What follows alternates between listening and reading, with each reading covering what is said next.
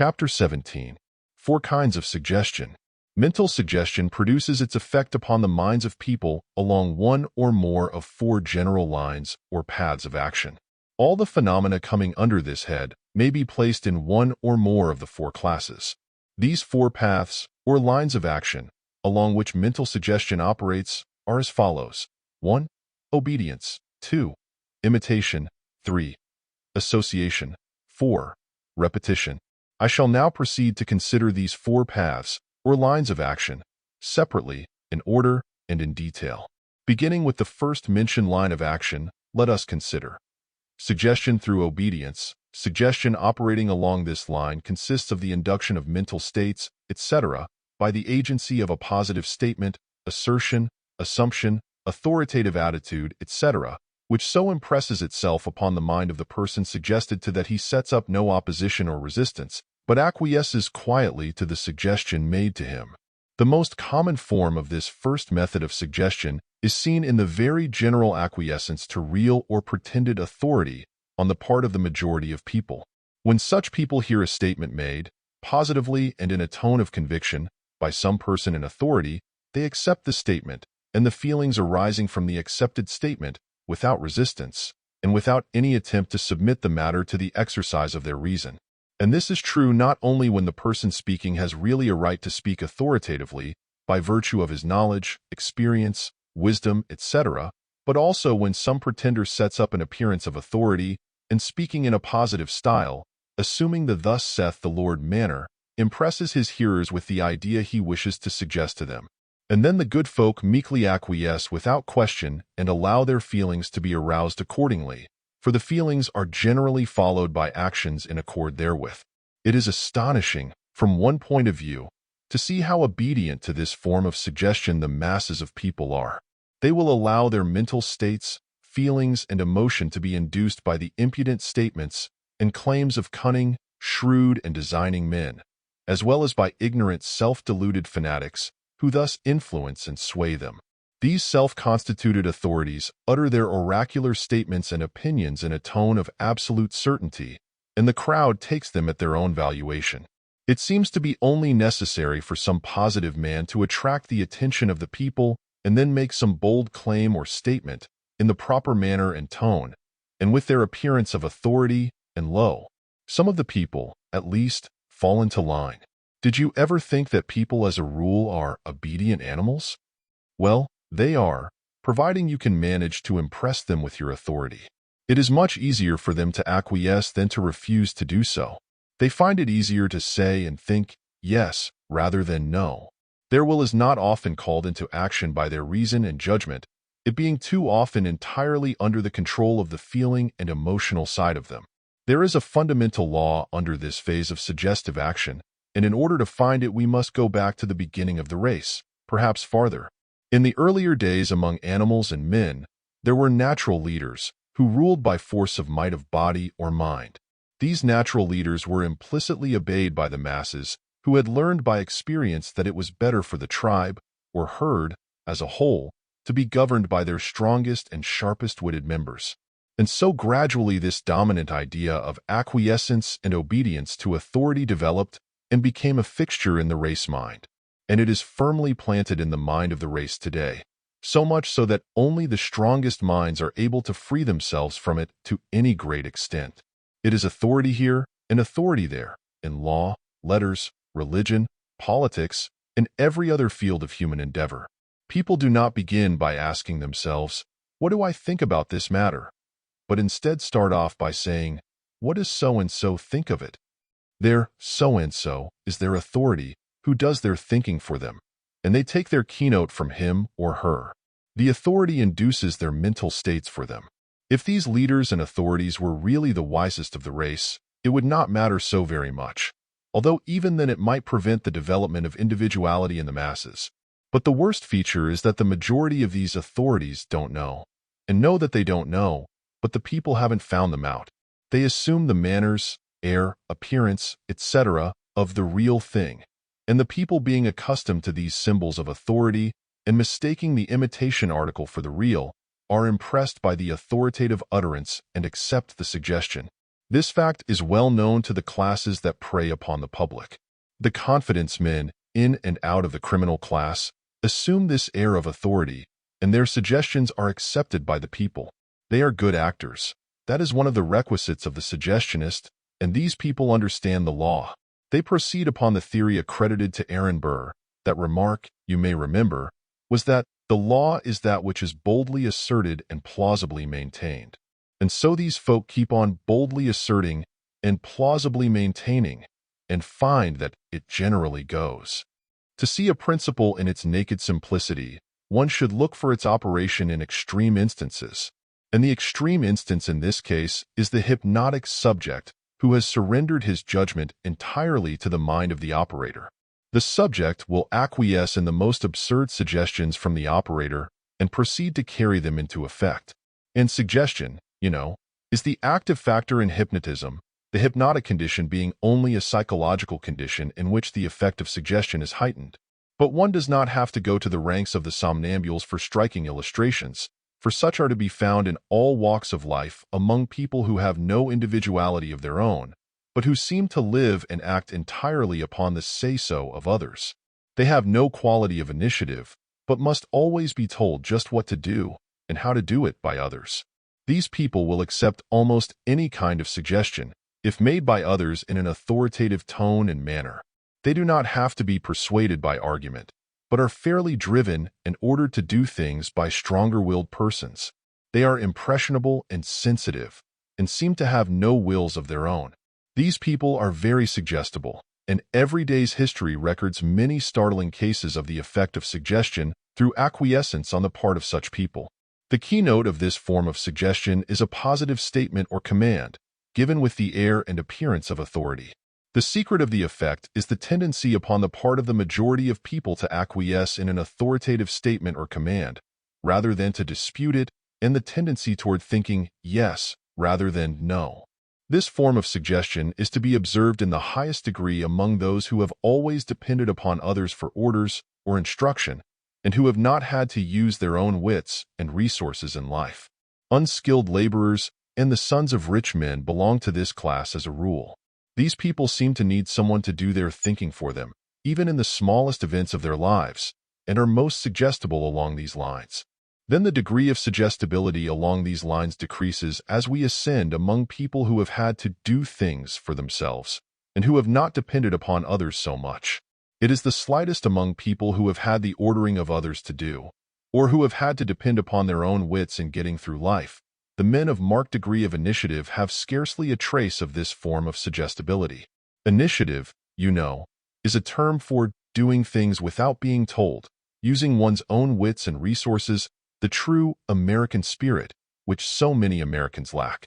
The degree of power in giving this form of suggestion depends materially upon the development of will on the part of the suggester, and also upon his assumption of the appearance, manners, air, and tone of authority, the latter requisites being the outward symbols.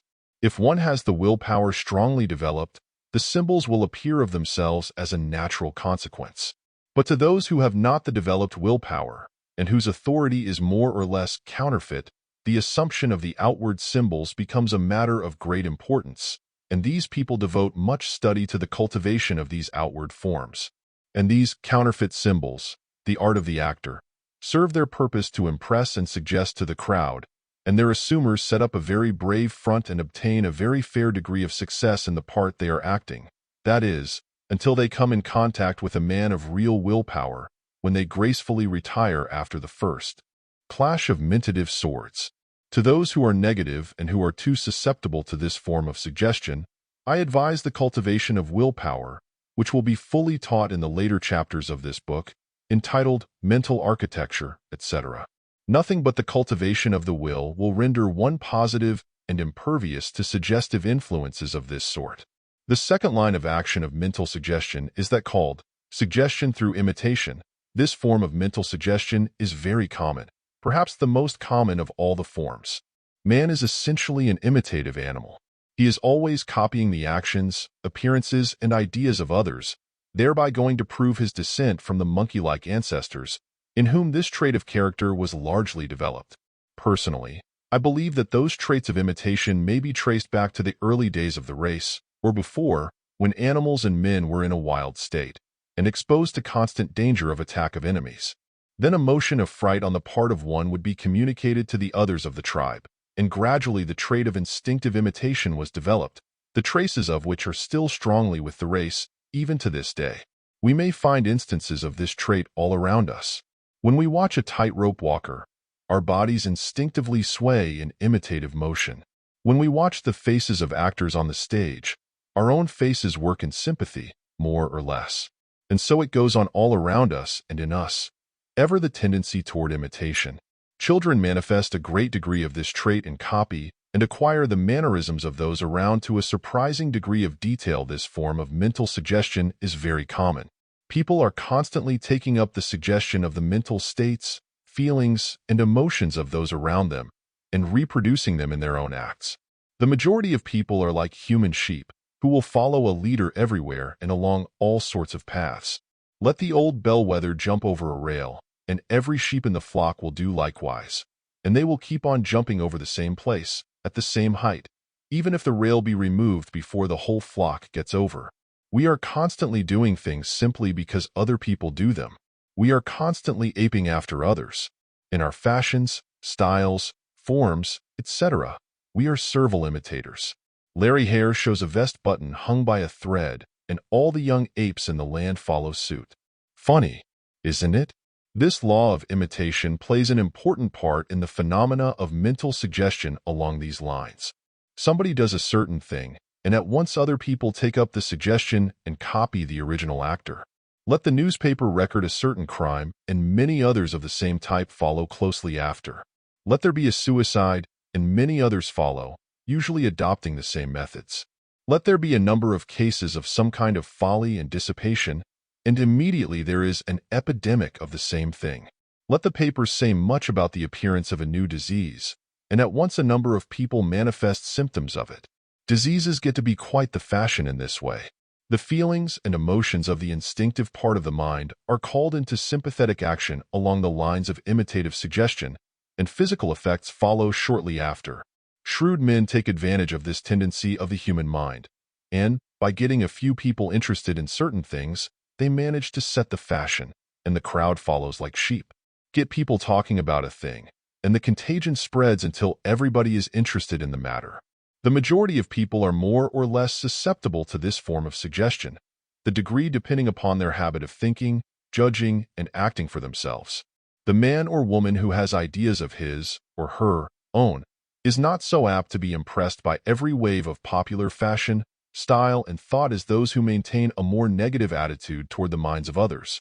The method of curing an undue tendency toward imitative action is to start in to build up your individuality and to develop positivity, along the lines mentioned in the concluding chapters of this book.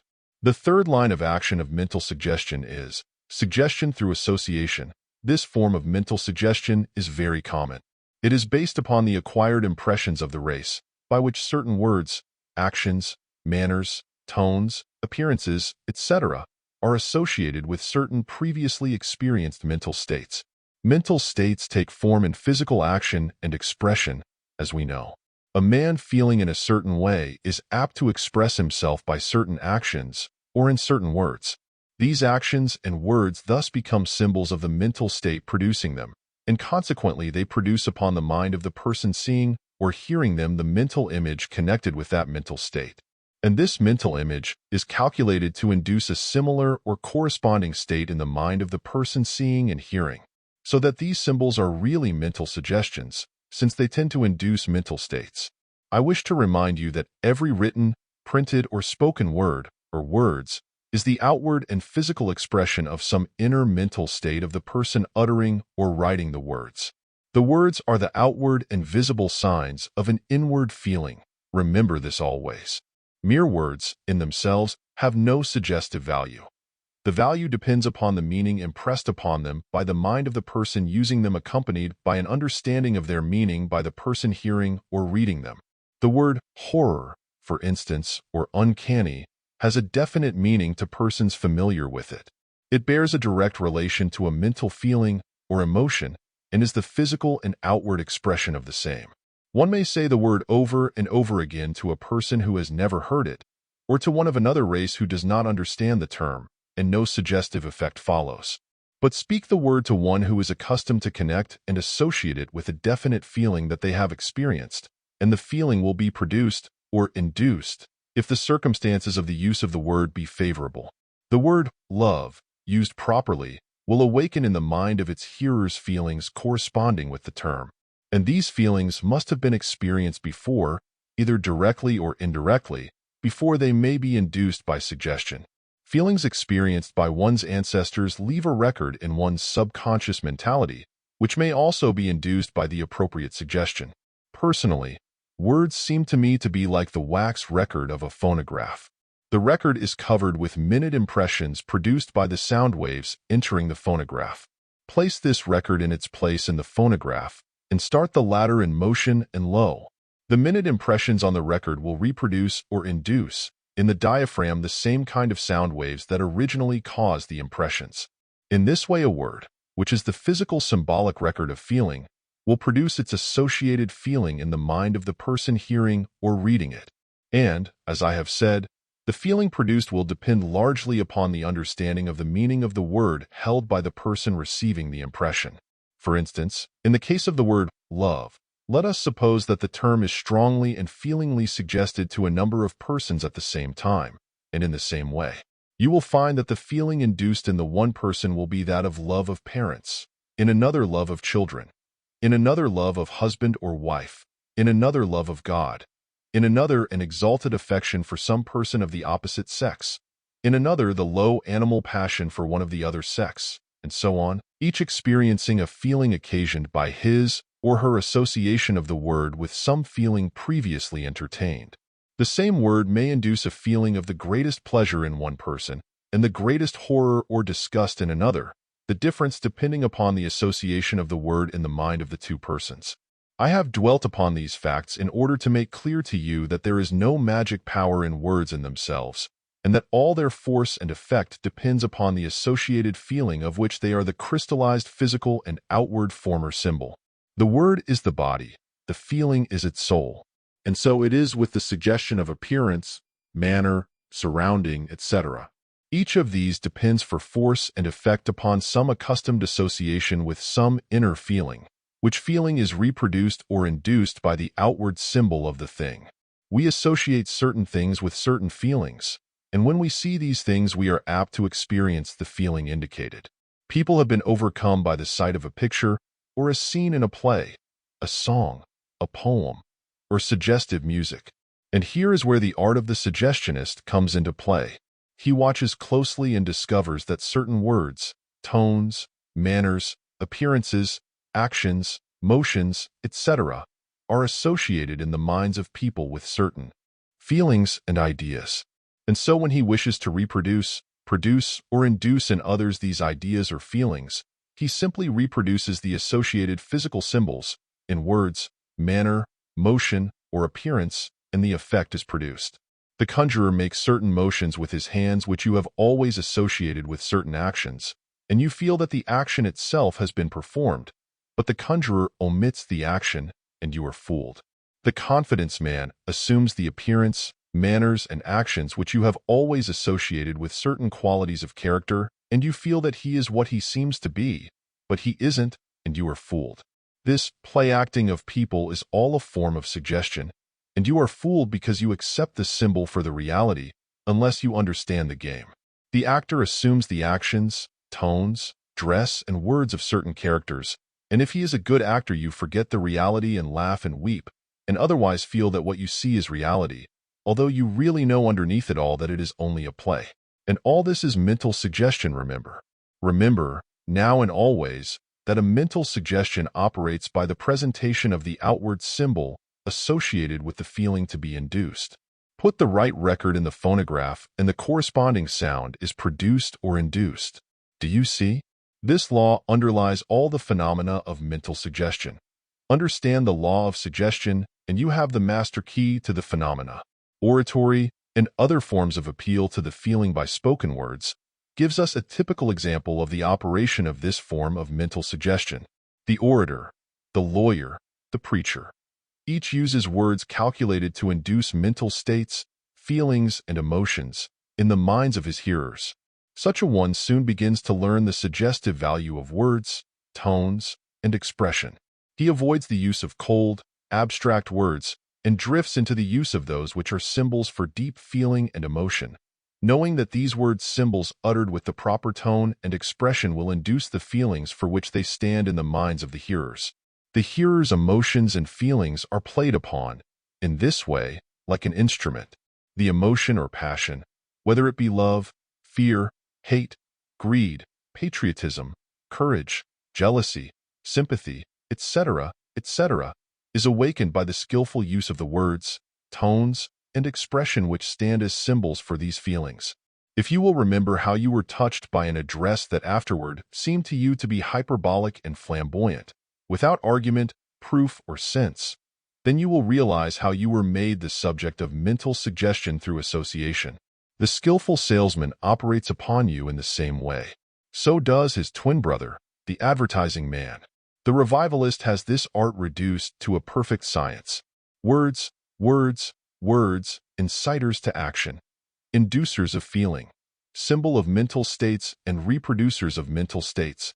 Despise them not, sneer not at them, for they have brought down low the mightiest of minds when properly used. Even when written, their potency is great.